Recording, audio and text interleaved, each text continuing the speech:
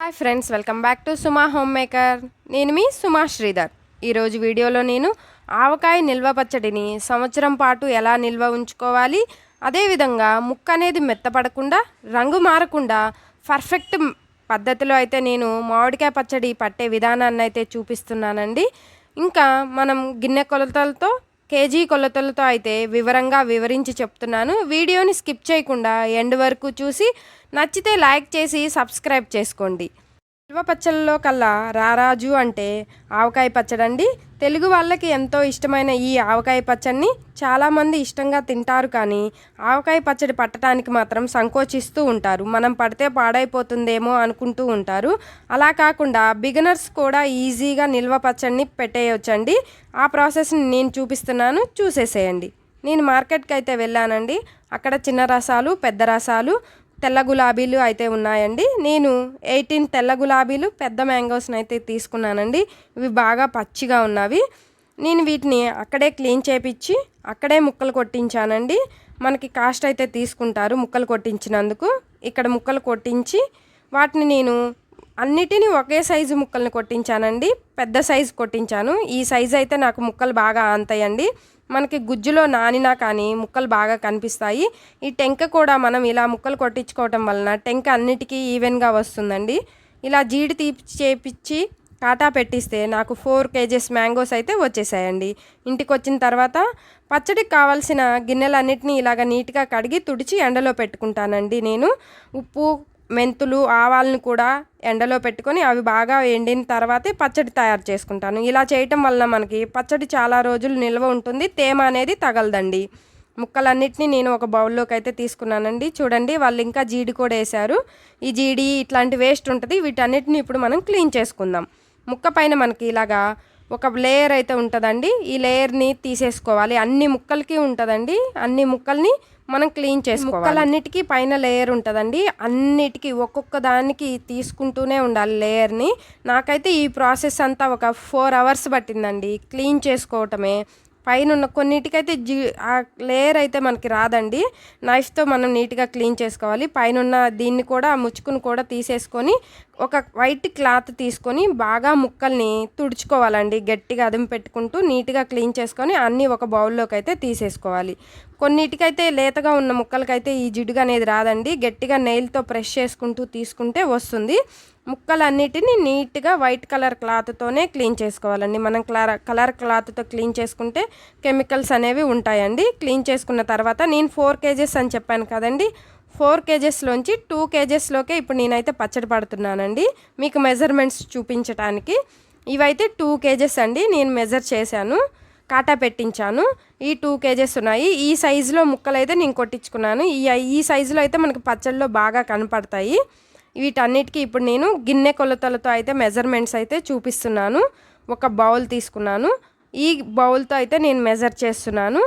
ఈ బౌల్తోనే నేను మామిడికాయ ముక్కల్ని కొలుస్తాను. కారము, ఆవాలు, సాల్ట్ని కూడా కొలిచి చూపిస్తాను.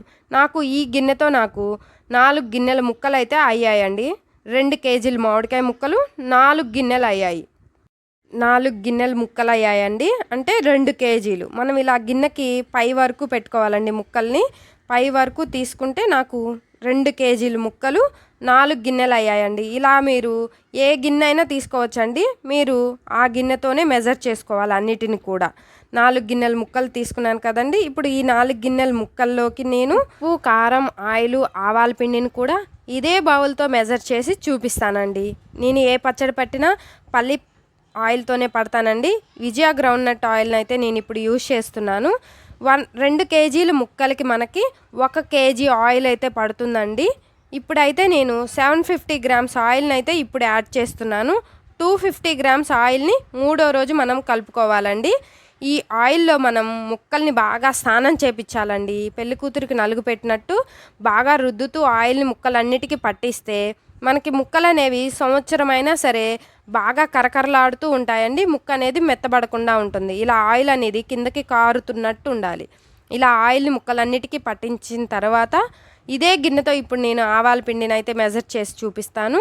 మనం ముందుగా ఆవాల్ని ఎండలో ఎండపెట్టుకొని మెత్తగా గ్రైండ్ చేసి పెట్టుకున్నానండి. మిక్సీలో వేసి తీసుకున్నాను. 1 కప్పు ఇలా తల కొట్టి 1 కప్పు నిండా ఆవాల పిండిని అయితే నేను ఇప్పుడు పచ్చళ్ళలో వేసుకుంటున్నాను. 1 కప్ అండి. ఇది 350 గ్రామ్స్ ఉంటుంది.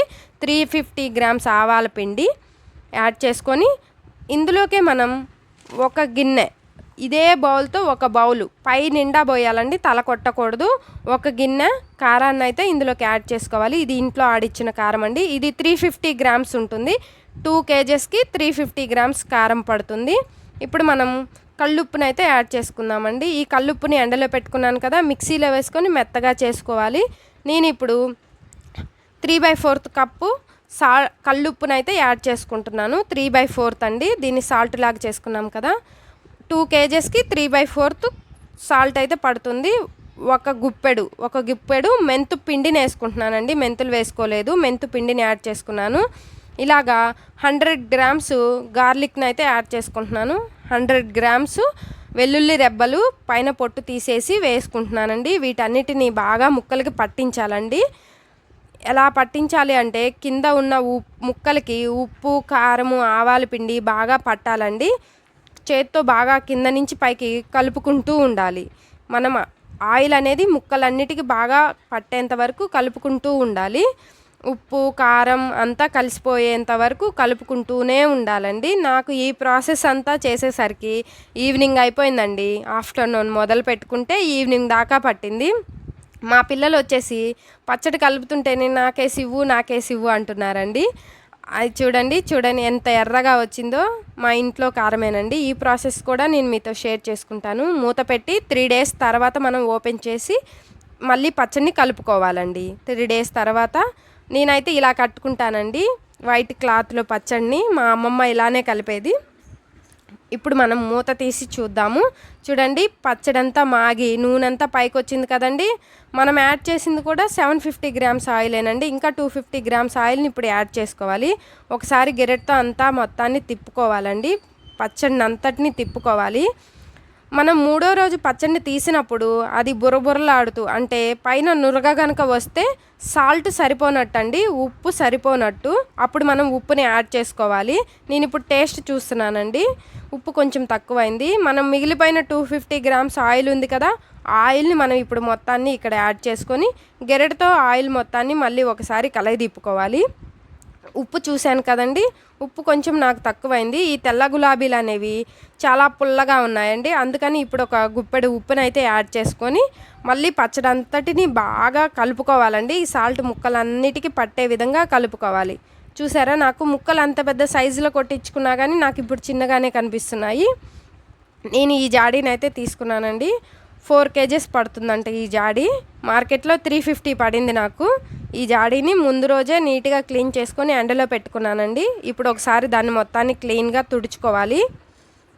మనకి పచ్చళ్ళు ఎందుకు నిల్వ ఉండవు, బూజు పడతాయి అంటే తేమ తగలటం వలనండి. ఎక్కడ మనం ఈ పచ్చడి పట్టే ప్రాసెస్లో మన చేతులు తడిగా ఉండకూడదు, మనం వాడే థింగ్స్ అంటే వస్తువులు కూడా తడిగా ఉండకూడదండి, పొడిగా ఉండాలి. తడి అనేది తగలకుండా ఉంటే మనకి పచ్చడి అనేది సంవత్సరం పాటు నిల్వ ఉంటుంది, కలరు మారదు, ఇంకా టేస్ట్గా కూడా ఉంటుందండి. మనం తీసుకునేటప్పుడు కూడా గరిటెలు అనేవి తడి లేకుండా పొడిగా ఉన్న గంటతోనే మనం పచ్చడిని జాడీలోంచి తీసుకుంటే మనకి పచ్చడి అనేది సంవత్సరం పాటు నిల్వ ఉంటుంది. ఇప్పుడైతే మనకి నేను చేసిన ఆవకాయ పచ్చడి రెడీ అయిపోయింది. చూడండి ఎంత రెడ్గా, ఆయిల్ కూడా పర్ఫెక్ట్గా సరిపోయింది. మూత పెట్టేసి నేను ఇలాంటి వైట్ కలర్ క్లాత్తో కట్టేసి పైన పెట్టుకుంటాను. మా వీడియో కనుక నచ్చితే ప్లీజ్ సబ్స్క్రైబ్.